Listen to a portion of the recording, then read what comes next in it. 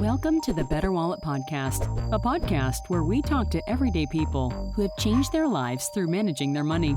We talk about their money journeys, the good, the bad, and the ugly.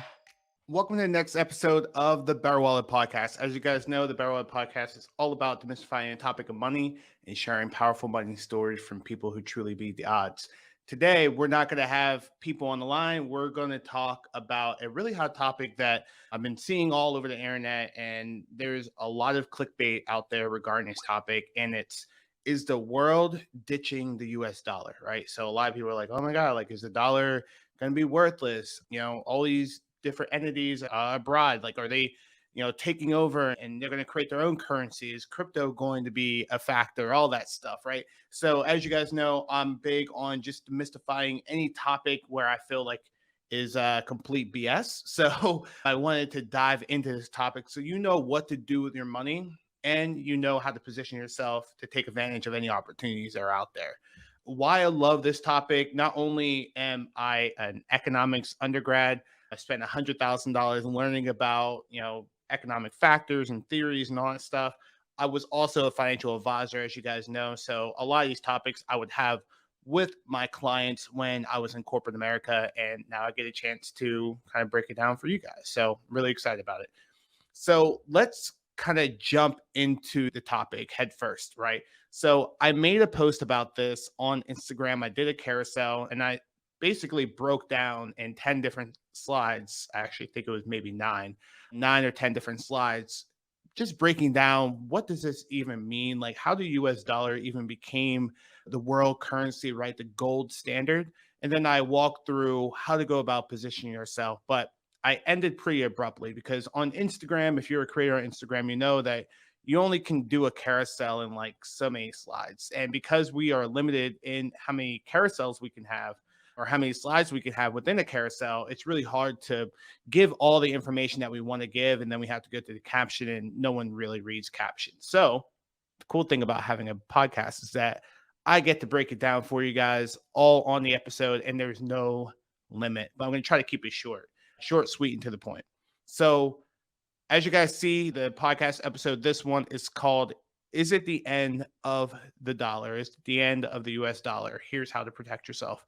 So for anyone who did not see the post on Instagram, totally fine. Turn on notifications for Instagram. I'm always dropping all types of stuff. You don't want to miss anything that I put out. I try not to put out any BS, right? But let's break down what I had in the carousel really quickly, and then I'll get into what you can do to position yourself in case anything were to happen to the US dollar, right? So number one, the US dollar became the world currency in 1944, right? Due to the Bretton Woods Agreement, which a lot of people are like, okay, I don't know what that is. Basically, the agreement essentially crowned the US dollar as being the world reserve currency. We'll break that down in a little bit. But in general, what that means is that the US dollar is backed by like international gold reserves, right? Some of the largest gold reserves.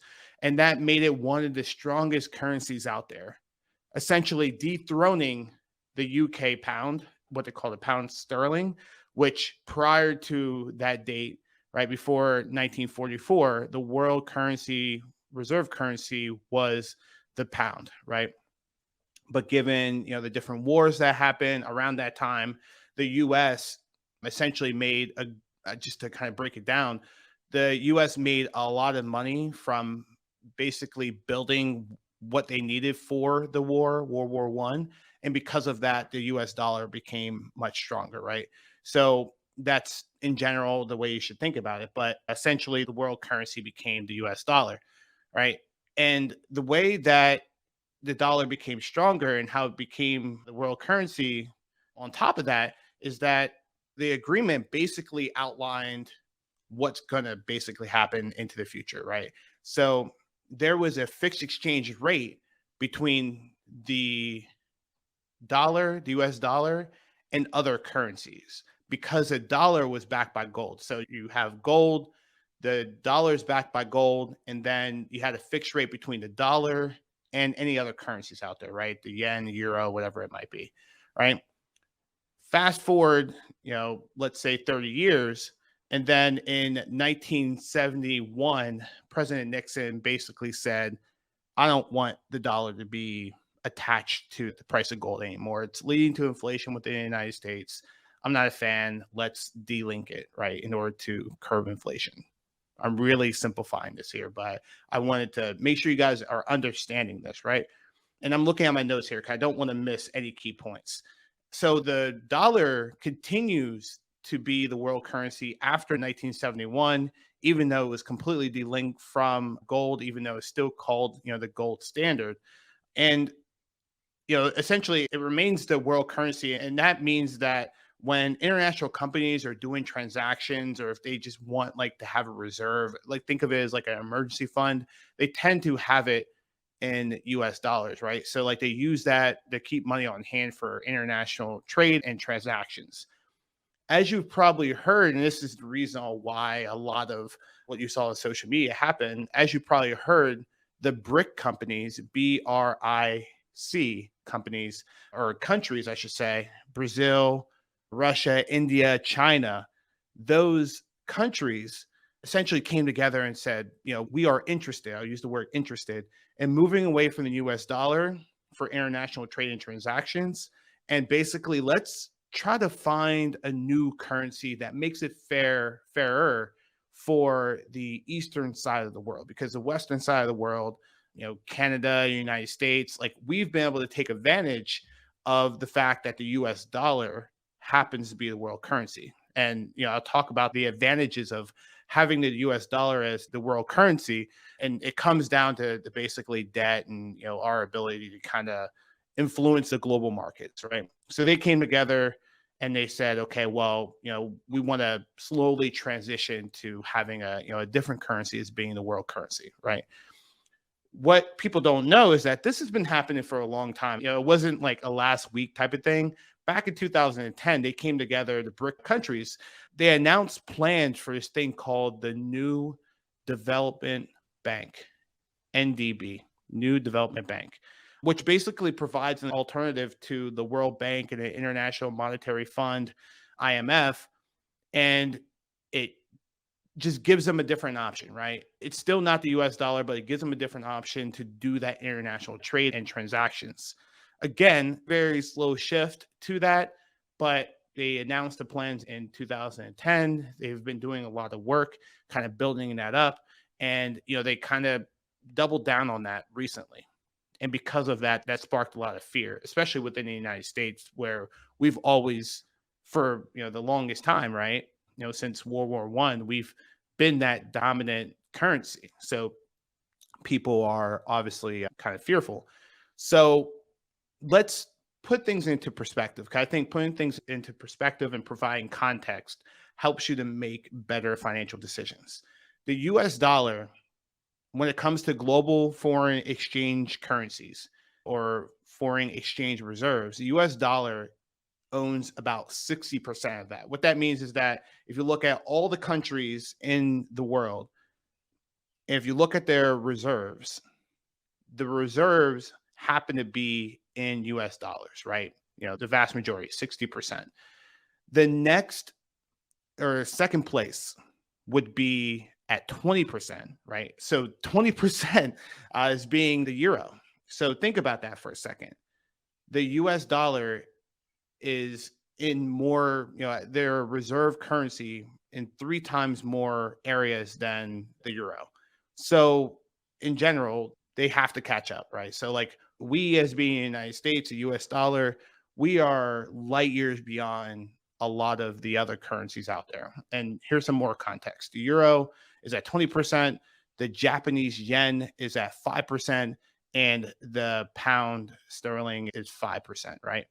So it would take a lot for the world currency to shift to these other currencies, let it be these or the ones that are being developed, whatever it might be. It would take a lot for them to make that move.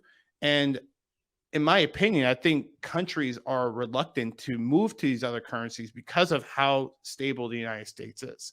It might not seem that way right now or the last couple of years or with COVID or in 2008, but the US still remains one of the strongest economies out there. And these countries know this, right? The strong countries out there, they know that the US dollar is very strong. The economy is very strong. So it would be very difficult for them to get widespread approval from other people of the country, people in power, to move to a different currency, knowing that the US dollar remains pretty stable, even though it's not attached to gold like it was back in the 1940s. So keep that in mind, right? So let's bring up a really hypothetical situation because I like to play both sides just so you guys know what to do because I don't have a crystal ball. I don't know what might happen, right? I can only base it off of history and like what I know, like the facts, right? And like what I've been able to research. But who knows? Like I've been more surprised in my life. So first of all, let's just talk about in a world where the US dollar is no longer the primary reserve currency, which could happen. I don't know if it's going to be in our generation or kids or grandkids, whatever, but it may happen. Let's think about it this way. If the US dollar were to lose the status of, the gold standard or, the world primary reserve currency is the formal way of kind of describing it, it could have very significant impacts on not only the US economy, but also the global economy, right? So before that even happens, as I mentioned, they have to find an alternative reserve currency. I don't know what that's going to be, but if that's the direction they want to move in, that they have to find the alternative before deciding to replace the US dollar. So think about that for a second, right? So they could move to the euro, they can move to the yen, they can, find a new global currency. I don't know if the new development bank, NDB, if they go out and they create their own currency, then, that could be an option. So if we're ever in a situation where the US dollar is not the dominant currency, and there's a pretty significant demand in the US dollar and the dollar's value diminishes, right? So it's not as powerful as it used to be when it was a world currency. That could lead to, imports being more expensive, meaning that if you buy anything from abroad and you import it into the country, it could be more expensive because the dollar isn't as strong as it used to be, right? So that's basically if you buy something from China, they might say, well, your dollar, you need, I don't know, you need $1.50 now instead of just one in order to buy that same product that you were trying to buy before. That's a really simple example, but that's what that means, right? So imports would be more expensive if the dollar diminishes, which the dollar could diminish at any time. It doesn't need to be replaced in order for it to, diminish. There's fluctuations between the values of the dollar and other currencies every day. So don't think that, this can only happen if the dollar were replaced as the world currency. So number one, imports could be more expensive. Number two, it will make the US government borrowing power from other countries way more expensive, right? Because the dollar isn't as strong. The US, we can't just print dollars anymore, right? So we would have to find different options. Given that the United States is $31 trillion in debt, I'll say that again, $31 trillion in debt, that could be an issue, right? Because that has always been our crutch as a country. We would say, okay, well, we need money for whatever the cause, and we would either print it or we would borrow it, right? So that could be a big issue in how we go about transactions and how we are able to influence certain things within the global economy. Let's talk about number three. It would definitely diminish the US influence in the global economy if the US dollar is not the dominant currency. I mean, that's pretty straightforward. And the last one, it could lead to higher inflation within the United States. Again, the dollar wouldn't be as strong. Because of that, products would be more expensive. And as you guys know, you have a thing called a CPI or Consumer Price Index, which is basically the price of a bundle of goods and services that you use every single day. They basically bundle it up and say, okay, what's the price of that?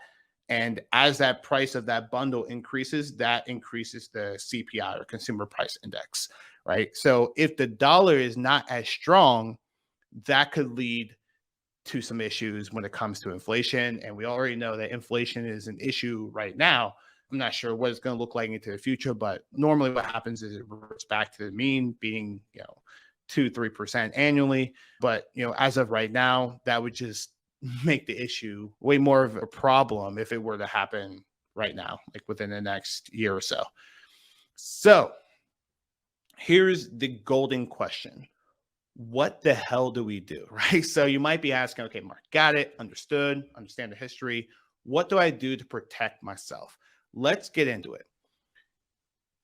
Right now, and a lot of the students I've talked to, a lot of people that I've, talked to on the internet, a lot of them are in US companies, right? So they're buying the Amazon, the Tesla, the Apples of the world. That's fine. I'm happy you guys are in the market, but the most important word in investing is diversification, right? So the next step, the next graduation step would be investing into those companies and 500 more. And that's why I preach index funds, because not only are you in those, what they call large cap stocks, large cap tech stocks, you're also investing into different sectors like healthcare and transportation, right? Because you want to be diversified. You don't want to just be in tech companies. Like tech companies are great and they, on average grow, but you don't know what's going to happen. The next 10 years won't be like the last 10 years. So because of that, you want to diversify using index funds. There's a lot of people who are probably listening right now and saying, got it. Like I got index funds. I understand the value of them. Perfect. Well, a lot of people tend not to do, and it's because of what they call there's like a formal name of it, but basically home biased, right? So like home country biased.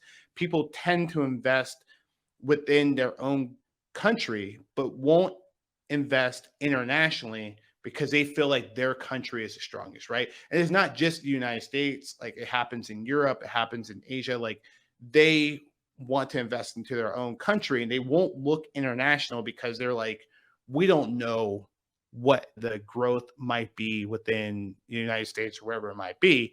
And because of that, I want to invest domestically.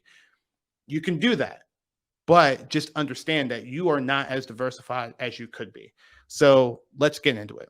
You want to invest in the world, right? You want to own the complete world. And I know like you guys are probably listening and it might shock a lot of you guys, but you have to make sure that you are investing in countries outside of the United States.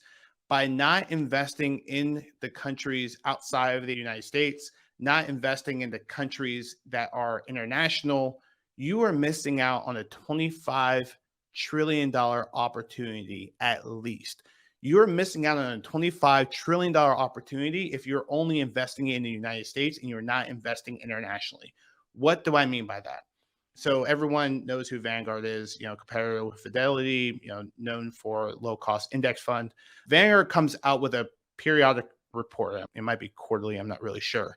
But basically they talk about the growth expectations within the United States, internationally, developed markets, undeveloped markets, emerging markets, right? Like they just talk about the growth rate that they expect based off of a bunch of scenarios that they basically put together and put into a computer for them to kind of kick out what the numbers might be. So when Vanguard looked at domestic equities, right? So like investing into the countries within the United States, as of the beginning of this year, they predicted that we probably will see between 4 to 6% in growth in domestic equities. 4 to 6%. Keep that in mind. In terms of international equities, which they go and they talk about international equities as well, they believe that international equities, the growth rate will be close to 6 to 8%, right? So 4 to 6 domestically, 6 to 8 internationally. What does that mean? That means that you can lose out on that opportunity to gain money in your portfolio if you're not investing internationally, right? It's not always going to be that way. Over the long run, I would assume that international would not perform as great as domestic, but you want to make sure that you are diversified, right? So if something like 2008 happens or COVID or what have you, or something were to happen to the US dollar, you are diversified into other companies in other countries. That way you're taking advantage of the other currencies out there, right? Because the US dollar is great and it, seems to be the world currency, but you never know. You never know. As I mentioned before, you do not have a crystal ball. So now you might be asking the question, okay, Mark, got it. What do I do? What funds should I consider to invest internationally and get international exposure? When you are investing, just a high level topic, you either have international stocks or you have world stocks.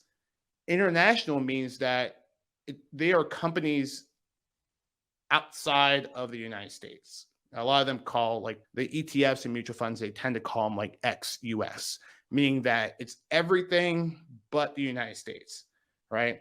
And then you have world investments or world ETFs. The world ETFs cover everything, including the United States. So if you're looking for different ETFs and mutual funds, just kind of keep that in mind. International does not include the United States. Global or world tends to have everything within there. So let's talk about index funds that have international exposure. The one that I talk about often is because when I was at Vanguard, it was always something that just kind of rolled off our tongue. We're talking about building a 3-fund portfolio using international stocks would be VXUS, the Vanguard Total International Stock Market Index, VXUS. So what you would do is you would couple that international ETF with a domestic ETF, right? Like VU or VTI, Vanguard Total Stock Market ETFs, right? Others that you can consider, let's say you're at Fidelity and you want a Fidelity fund. Fidelity, because they're a little late to the game with ETFs, they tend not to have an ETF, exchange traded funds. I should break down that a little bit. But because they're a little bit late to the game, you'll notice that they don't have direct ETFs that are very similar to the Vanguard ones or iShares or some of the other brokerage firms out there. They don't have a direct comparison. So a lot of times when I'm talking about a fund that might be similar to a Vanguard fund at Fidelity, I usually talk about their mutual funds instead, which in the grand scheme of things, they tend to have the same exposure. But if you're trying to compare apples to apples, I just want to make sure that's like really clear. With Fidelity, they have what they call the Fidelity Total International Index Fund, which is, again, a mutual fund. The ticker for that is FTIHX. FTIHX. So again, the Fidelity Total International Index Fund. That could give you exposure to all these companies that are not within the domestic ETFs. And the last one I'll leave you with, and you probably have seen commercials about this specific brand, but it's an iShares brand. I don't know if they really have them as much now, but years ago when ETFs were becoming more and more popular, they would have all types of commercials on iShares. You guys probably remember the commercials during like Super Bowl or whatever. So iShares, the brand is owned by BlackRock. They have one called the iShares MSCI Total International Stock ETF. MSCI is another benchmark. We won't dive into that into a lot of detail, but just keep in mind it's another index that tracks the international stock market. That ticker is IXUS. IXUS. And again, it's the iShares MSCI Total International Stock ETF. So why is this all important? Not only is it great for diversification, but let me bring it home for you guys, right?